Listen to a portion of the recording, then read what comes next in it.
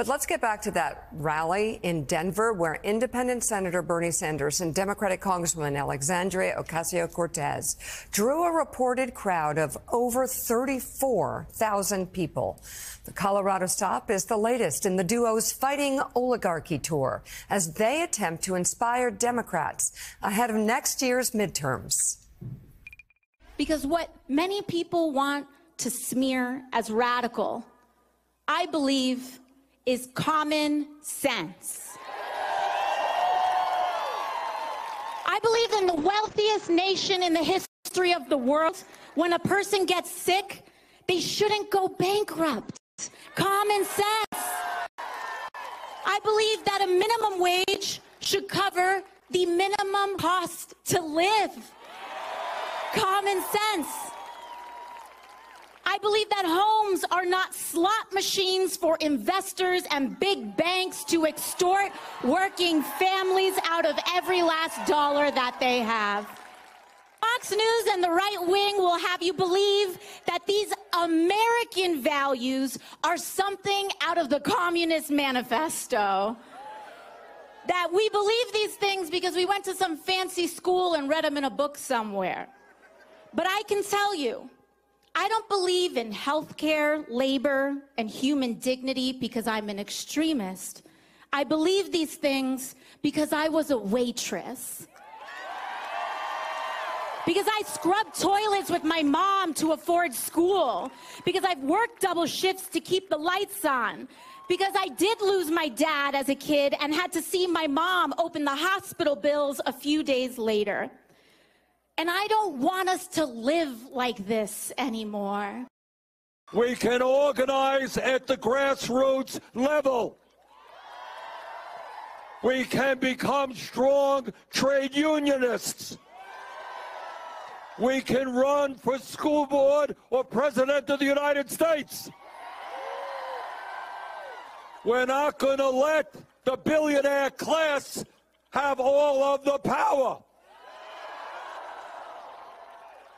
So the message today is, yes, here in Colorado, in Vermont, in New York, all over this country.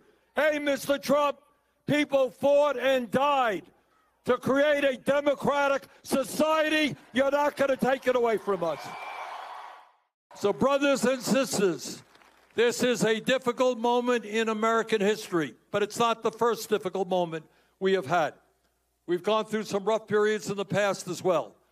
But what I believe from the bottom of my heart, if we stand together, if we don't let them to divide us up, if we are smart, if we're willing to go outside of our comfort zones, there is nothing that can stop us. Let us go forward together. Thank you.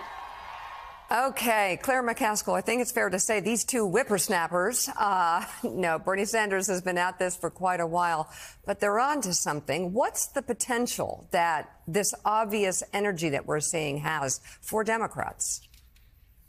Well, I think the key thing that Bernie said at the end of his remarks is staying united. I have been a little weirded out at how much noise has been created over Schumer making a decision that the Democrats shutting down the government was not a good idea. And this kind of infighting about who the leadership should be and so forth is not helpful.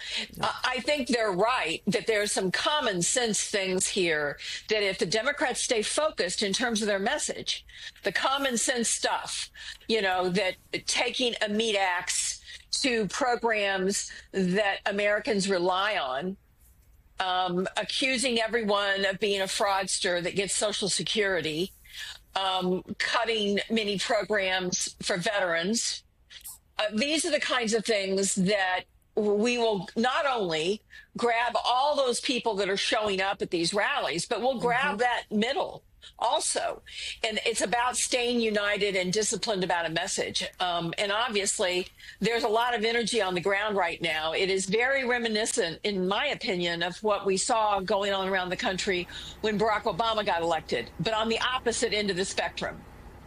And so let's hope we get the same result in the midterms where we would, if history is any predictor, we would win dozens and dozens of House seats.